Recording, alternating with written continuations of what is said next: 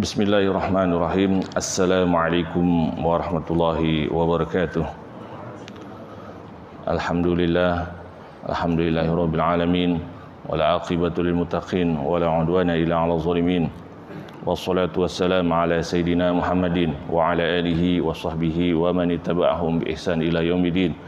Rabbi shrah li sadri wa yassir li amri wahlul 'uqdatam min lisani yafqahu qawli. Para kiai, para ustadz, para hujjaj, jamaah salat subuh di Masjid Miftahul Khair yang semoga semuanya dimuliakan Allah Subhanahu wa taala. Marilah kita buka pengajian ini dengan membacakan surah Al-Fatihah dengan niat agar Allah Subhanahu wa taala menjaga kita dengan karomah dan berkahnya surah Al-Fatihah itu dari segala penyakit, dari segala kekurangan, kesulitan, dari segala mara bahaya, dan dilancarkan rezeki kita dan dimudahkan segala urusan kepentingan kita dan diberikan keberkahan di keluarga kita dan anak-anak kita. Juga kita membacakan surah Al-Fatihah agar dengan keberkahan dan kemuliaan surah Al-Fatihah itu Allah memberikan kepada orang-orang tua kita terdahulu, guru-guru kita, orang-orang tua kita, dan saudara-saudara kita, jamaah kita yang telah mendahului kita, agar mereka semuanya dimuliakan, diampuni oleh Allah Subhanahu wa taala, dilipat gandakan pahalanya dan dikumpulkan bersama para nabi, para aulia waras sholihin bisirril Fatihah. A'udzubillahi minasyaitonirrajim. Bismillahirrahmanirrahim. Alhamdulillahirabbil alamin arrahmanir rahim maliki yaumiddin. Iyyaka na'budu wa iyyaka nasta'in ihdinas siratal mustaqim siratal ladzina an'amta 'alaihim ghairil maghdubi 'alaihim waladdallin. Amin. Qala al-musannifu rahimahullah, as-sifatul wajibah lil anbiya'i war rusuli wa wajibun fi haqqihimul amanah wa sidquhum wa dhiflahul fatanah wa mithlu dha tablighuhum lima atau wa yastahilu dhidduha kama rawaw. Kita saat ini mengkaji sifat-sifat yang wajib bagi nabi dan rasul. Yang wajib artinya yang mesti ada, ya. Yang tak terbayangkan tidak adanya. Kalau tidak ada berarti tidak memenuhi syarat kriteria sebagai nabi. Ada 4, ya, ada 4 sifat yang mesti ada pada nabi. Maka kalau kita pengen ngecek orang ngaku-ngaku nabi, tinggal dipasang 4 ini ada nggak dia nih. Kalau nggak ada, apalagi sekarang setelah Rasulullah SAW, kalau ada yang ngaku nabi pasti bohong. Karena apa? Rasulullah menjelaskan beliau adalah dalam Al-Quran juga wa khataman nabiyyin, akhir penutup dari sekalian nabi. Ya, jelas sekarang. Apalagi kalau diterapin ke 4 sifat ini, ketahuan nanti ya dustanya, tidak benarnya dan sebagainya. Ya, apa saja yang wajib dimiliki seorang nabi? Ya, yajibu 'alal mukallaf ay ya'rifal wajiba wal jaiza wal mustahila fi haqqir anbiya war rusul alaihim salam kama taqaddam. Jadi orang mukallaf ini harus ada pegangan, mengetahui apa yang wajib, apa yang bisa atau tidak bisa, ada bisa tidak ada pada Rasul, dan juga yang mustahil. Ada 3 bagian, ya. Nah, ini untuk menyaring kalau ada orang yang mengaku nabi.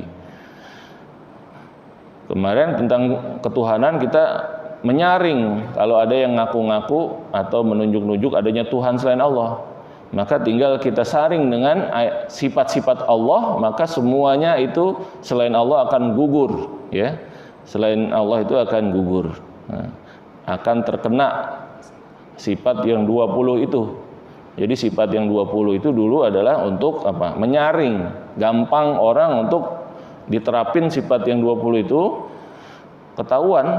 Nah, ini berarti bukannya Tuhan, ya, ini sesembahan manusia. Pas dipasang sifat yang 7 itu, mereka pasti mentok di situ. Itu tentang Tuhan, ya, tentang Allah Subhanahu wa taala. Ya. Kalau masih mengikuti yang bukan Allah Subhanahu wa taala, berarti memang dia sengaja membuang ilmunya, membuang akalnya, Karena jelas-jelas Tuhan itu tidak begitu, ya. Ada bentuknya, ada ujungnya, ada jerojok kelihatan. Nah, itu bukan Tuhan tuh ya. Ada bisa dipegang, bukan Tuhan. Tapi Tuhan itu sifatnya ada 7 kemarin, ada 7, nanti ada lanjutannya ya. Ada yang 6 terus 7 sama 7 lagi, jadi semua 20 ya. Semua 20 sifat itu yang wajib. Kemudian yang mustahil. Nah, sekarang Rasul. Yang Rasul ini untuk menyaring kalau orang ngaku-ngaku sebagai Rasul. Mengaku-ngaku sebagai orang yang mempunyai keistimewaan apa misalnya. Pasti akan mentok di sini, ya. Apa saja sifat yang wajib pada mereka itu? Yaitu apa? Pertama, amanah. Nah, artinya Allah Subhanahu wa taala itu menjaga zahir mereka dan batin mereka dalam dosa besar dan dosa kecil sebelum kenabian dan setelahnya. Dari mengerjakan perbuatan yang terlarang. Meskipun larangan yang sifatnya larangan karohah, makruh ya. Maka mereka tidak mengerjakan apa yang diharamkan dan dimakruhkan, dan mengerjakan yang buruk-buruk, enggak ya. Karena apa? Mereka itu adalah orang-orang yang diberikan amanah syariat Allah. Dan Allah memerintahkan umat untuk mengikuti mereka, para rasul itu, sesuai dengan ucapan mereka, perbuatan mereka, dan kondisi mereka. Nabi-nabi sebelum Rasul itu diutus kepada kaumnya, dan kaumnya itu untuk selamat, untuk diridhoi oleh Allah harus mengikuti, mencontoh ucapannya para nabi atau Rasul, perbuatannya dan tingkah lakunya, perilakunya sehari-hari gitu ya, penampilannya dan sebagainya itu dicontoh, diperintahkan. Maka kalau nanti ada Rasul yang mengerjakan perbuatan yang terlarang, nah dalam syariatnya, maka jadinya seakan-akan perbuatan itu diperintahkan dong, ya, yaitu mengikuti sesuai dengan kewajiban mengikuti mereka. Dan bersamaan juga dia itu dilarang, karena apa? Sesuai dengan syariat itu dilarang. Nah, jadi ini mustahil jadinya ya, satu perbuatan itu bisa dilarang sama bisa diperintahkan, nggak mungkin. Maka Nabi dan Rasul itu tidak mungkin mengerjakan yang dilarang. Karena bagaimana mungkin Allah memerintahkan sesuatu dan melarangnya pada waktu yang sama dan dalam kondisi yang sama. Sementara Allah tidak mungkin memberikan beban hambanya dengan yang mustahil. Ya. Allah berfirman, Innallaha la ya'muru bil fahsya. Allah tidak memerintahkan manusia untuk mengerjakan hal-hal yang buruk. Nah, bagaimana kalau di dalam Quran dan Sunnah itu ada yang dipahami terjadinya atau nabi-nabi, sebagian nabi mengerjakan perbuatan yang terlarang. Seperti apa tuh? Nabi Musa alaihissalam sempat mukul orang, ternyata sampai mati, ya. Atau Nabi Yunus alaihissalam marah gitu ya, meninggalkan kaumnya, sampai kemudian beliau dijatuhkan dari diuji dengan dilemparkan dari perahunya. Dan beberapa ayat-ayat yang menegur Rasulullah SAW. Bagaimana? Nah, itu nanti ulama menakwilkan, menjelaskan, ya. Itu adanya di kitab-kitab tafsir, ditakwilkannya bagaimana? Seperti yang dijelaskan oleh Qadhi Iyad dalam kitabnya Asy-Syifa, ya, kitab Asy-Syifa. Jadi kalau mau ngecek itu panjang penjelasannya. Nah, ini di kitab Asy-Syifa Qadhi Iyad, ya. Qadhi Iyad. Jadi boleh nanti kita baca ya, kalau pengen membaca itu panjang ceritanya ya, karena banyak kasusnya disebutkan di situ. Nah, harus diperhatikan bahwa syariat-syariat itu diturunkan kepada para nabi setelah kenabian. Nah, sementara sebelumnya mereka belum diperintahkan untuk mengerjakan satu syariat sebelum syariat-syariat sebelumnya, sebelum para nabi sebelumnya. Namun demikian, mereka tetap dijaga dari apa? Dari mengerjakan apa yang akan dilarang bagi mereka, atau juga apa yang terlarang pada syariat yang diperintahkan kepada mereka untuk dikerjakannya. Kemudian inna shaghira, anak kecil itu belum dikatakan perbuatannya itu sebagai maksiat karena dia belum apa? Belum dikasih beban. Namun demikian, nabi-nabi dijaga dari mengerjakan walaupun kecil gitu ya, dijaga dari mengerjakan yang bentuknya kemaksiatan. Walaupun kalau anak kecil belum maksiat, kalau kita bilang misalnya anak kecil lagi ngapain, oh maksiat nih anak nih, ya paling dilarang, jangan ya. Anak kecil bohong, jangan dikatakan anak kecil sedang bermaksiat ya. Tapi anak kecil itu ini perbuatan nggak bagus ya.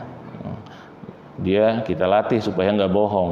Nah, kalau yang udah gede bohong langsung namanya ya, tukang bohong. Nah, anak kecil itu masih belum, tapi harus dilatih, jangan sampai mengerjakan yang terlarang.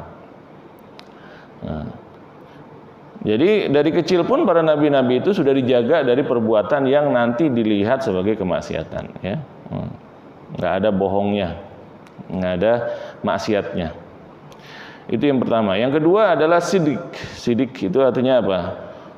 Yang diucapkan sesuai dengan kenyataan. Dan lawannya itu adalah dusta. Jadi Rasulullah SAW itu humornya pun sesuai dengan kenyataan. Nangis. Kenapa? Kata Rasul kepada nenek-nenek itu, nanti di surga nggak ada nenek-nenek. Maka yang nenek-nenek sangat sedih. Ya Rasulullah, saya pengen sekali menjadi penghuni surga, mengikuti Rasulullah, tapi bagaimana, saya udah nenek-nenek ya, katanya nggak boleh, nggak ada masuk surga, itu nggak ada di surga itu nenek-nenek. Ternyata bukan maksudnya orang kalau udah nenek-nenek nggak bukan masuk surga, bukan. Yang nenek-nenek nanti balik lagi jadi gadis lagi ya, berubah, baru girang dia ya. Sekarang di dunia orang beli skincare, beli perawatan kecantikan, mati-matian tetap aja itu, tetap aja pas dilihat ini mengkerutnya kelihatan, ditutupin pakai make up setebal 1 cm, tetap aja pas diperhatikan itu apalagi pas make upnya hilang, tidak ada, tetap aja nenek-nenek ya, tetap aja sudah tua.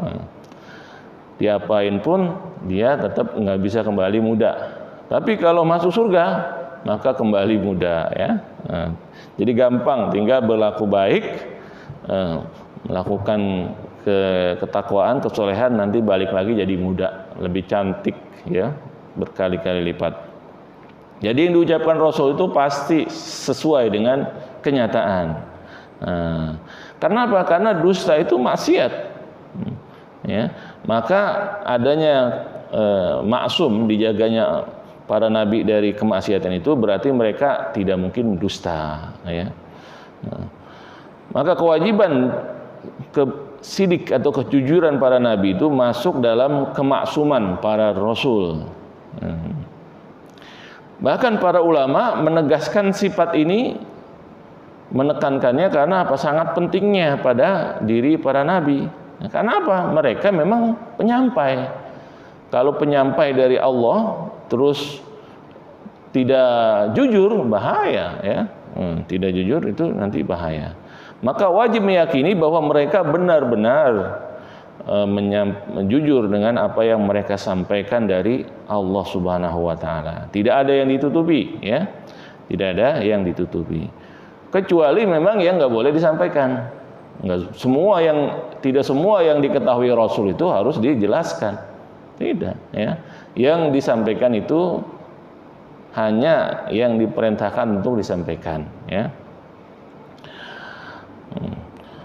Nah ini juga ada orang yang dengan keyakinan ini kemudian tetapi ingin mencela sesama muslim. Seperti apa? Seperti mencela tahlilan katanya. Alasannya apa? Rasul pernah nggak tahlilan?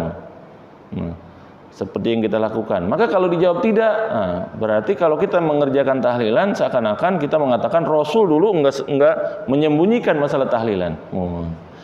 Seakan-akan kita itu berarti berani-beranian membuat tahlilan, ya. Nah, mereka ini terlalu sempit. Tinggal nanya, mengucapkan tahlil itu dilarang, disuruh atau dilarang? Maka semuanya, ya, akan apa? Akan mengatakan diperintahkan, ya, diperintahkan mengucapkan tahlil. Bahkan tadi di dalam kita baca surah Ali Imran tadi, syahidallahu annahu la ilaha illa huwa, syahidallahu annahu la ilaha illa huwa wal malaikah wa ulul ilmi, ya. Allah dan malaikatnya dan orang berilmu itu menyaksikan bahwa tiada Tuhan kecuali Allah. Jadi kata-kata la ilaha illallah itu adalah kata-kata yang paling agung. Kata-kata yang paling agung. Ada juga fa'lam annahu la ilaha illallah, ketahuilah maka tiada Tuhan kecuali Allah. Berarti kita kata-kata tahlil la ilaha illallah itu sesuatu yang paling agung, ucapan paling agung dan diperintahkan. Nah, kenapa ketika kita kerjakan bareng-bareng cuma nambahin lan jadi tahlilan menjadi terlarang? Nah, ini yang melarang inilah justru dipertanyakan. Anda ini larangannya dari mana? Terbalikin sekarang, ya. Larangannya dari mana? Siapa yang melarang kita bareng-bareng ngucapin la ilaha illallah, la ilaha illallah? Karena ucapan itu diperintahkan dalam Al-Quran, diperintahkan oleh Rasul. Tiba-tiba ada orang mengharamkan yang dilarang oleh Allah, yang diperintahkan oleh Allah dan Rasulnya. Jadi yang salah itu yang larang apa yang merintah, yang ngerjakan? Tentu yang melarang. Karena larangan dia tidak ada landasannya. Berarti melarang yang diperintahkan Allah, tanggung jawabnya berat. Padahal kata tahlilan itu cuma penamaan saja. Isinya apa? Tahlil. Mengerjakan yang diperintahkan. Tiba-tiba karena kurang ilmunya, akhirnya cuma dengar ada ditambah lannya, di Indonesia kan tahlilan, maka jadinya diharamkan oleh mereka. Tanggung jawab nanti di hadapan Allah mengharamkan apa yang diperintahkan Allah. Dia justru yang melarang itu yang lebih berbahaya, ya. Jadi kurangnya ilmu membuat orang sembarangan menyimpulkan, ya, menyimpulkan. Maka oleh ulama Al-Azhar mengatakan ini sebetulnya ada terorisme sekarang. Jadi selama ini terorisme itu pakai senjata. Padahal ada terorisme itu yang lebih menyakitkan, yaitu apa? Nyala-nyalain orang. Mengerjakan orang muslim itu, mukmin mengerjakan perbuatan tiba-tiba ini dikatakan bid'ah, ini haram, ini tercela. Padahal pas dicek dalil Anda mana? Tidak ada dalilnya. Nah, Anda ini teroris, ya. Menyusahkan orang enak-enak lagi beramal, bertahlil bareng-bareng diharamkan, diteror. Diteror. Karena itu sekarang di Mesir itu sudah dengan tegas melarang itu, ya. Di toko-tokonya sekarang dipertanyakan, ilmu Anda dari mana? Ada yang cuman teknik, ya, ada yang ahli bahasa, kok jadi ahli, jadi menampilkan sebagai ulama. Nah, ini salah, ya. Di Saudi juga sudah mulai dilarang. Ternyata pemerintah Saudi juga akhirnya gerah juga, ya. Dilarang ajaran yang seperti itu. Tinggal di Indonesia masih ada sisa-sisanya. Masih ada sisa-sisanya karena mereka belajarnya itulah yang dipelajari, ya. Yaitu menyalahkan sesama muslim, tapi yang disalahkan ternyata perbuatan yang pas dipelajari ini ada perintahnya, ada landasannya. Dan mereka tidak ada landasannya. Duga-duga saja, ya. Cocok logi, nyampainya apa namanya dicocok-cocokin ternyata nggak cocok. Nah.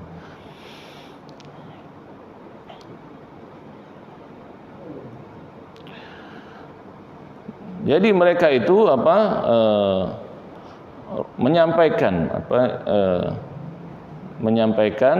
apa yang dari Allah Subhanahu wa taala, ya.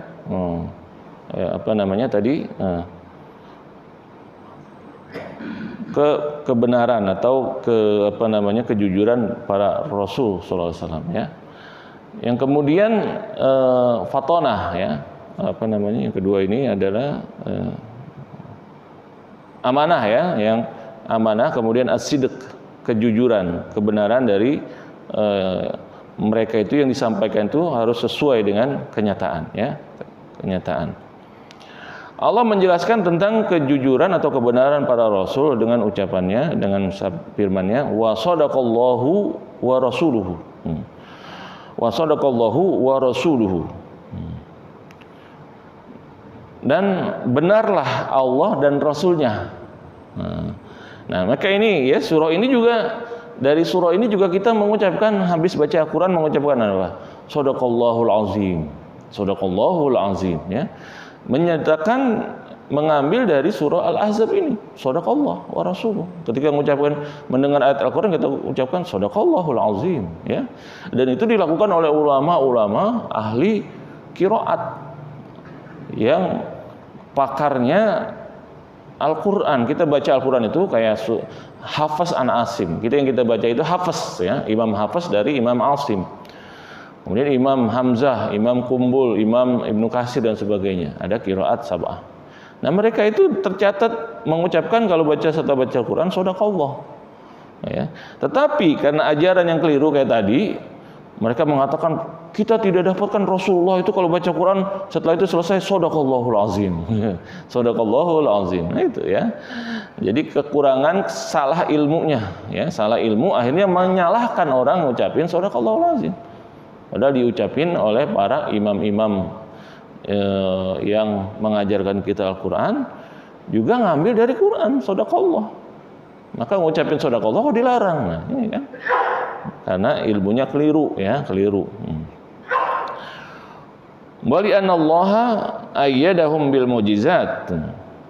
Juga karena Allah mendukung mereka dengan mujizat. Mujizat artinya apa?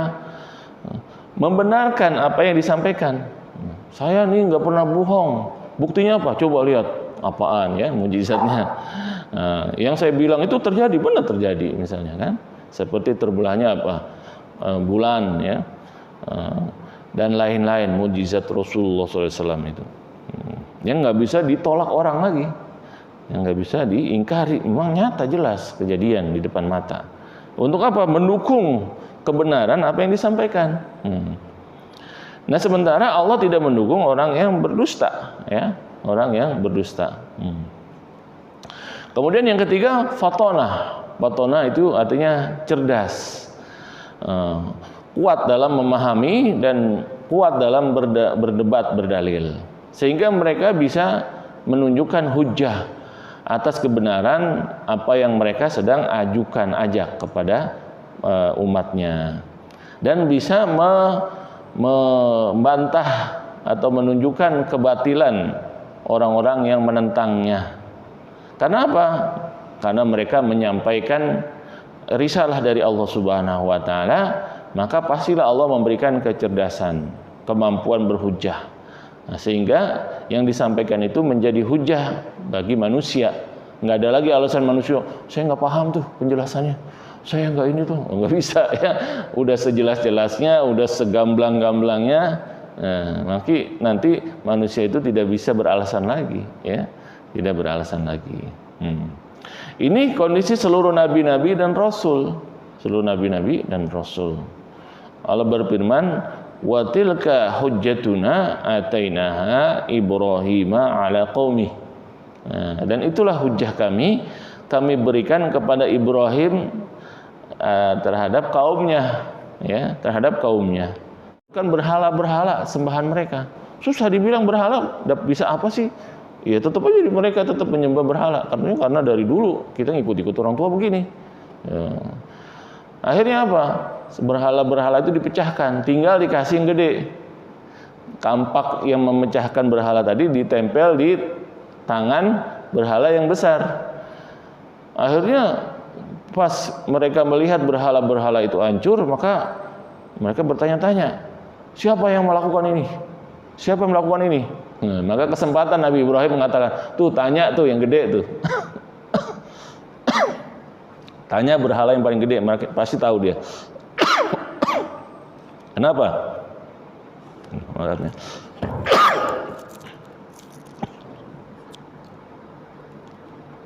Bismillah.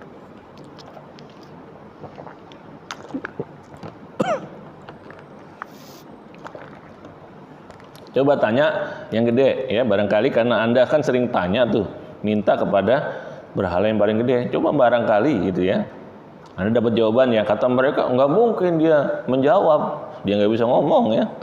Nah itu tahu nggak bisa ngomong tapi disembah. Dia mengerjakan ngomong nggak bisa, bergerak nggak bisa ya.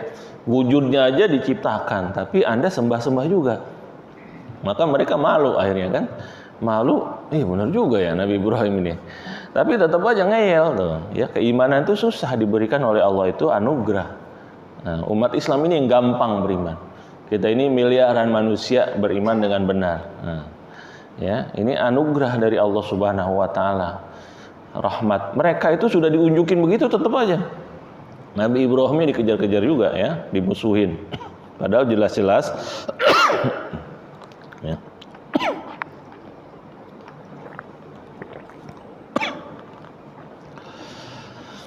Yang mereka sembah itu tidak mampu berbuat apa-apa ya. Yang keempat adalah tabligh.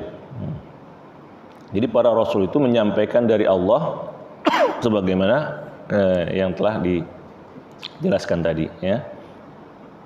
Kalau memang harus sampaikan maka disampaikan sebagaimana adanya. Kalau tidak maka jadi maksiat, melanggar. Nah, sementara maksiat itu mustahil dilakukan oleh mereka ya. Allah memerintahkan, ya ayyuhar rasulu balligh ma unzila ilaika mir rabbika. Hai Rasul, sampaikanlah apa yang diperintahkan kepadamu untuk disampaikan kepada umat ya, yang diturunkan kepada kamu, sampaikan kepada umat.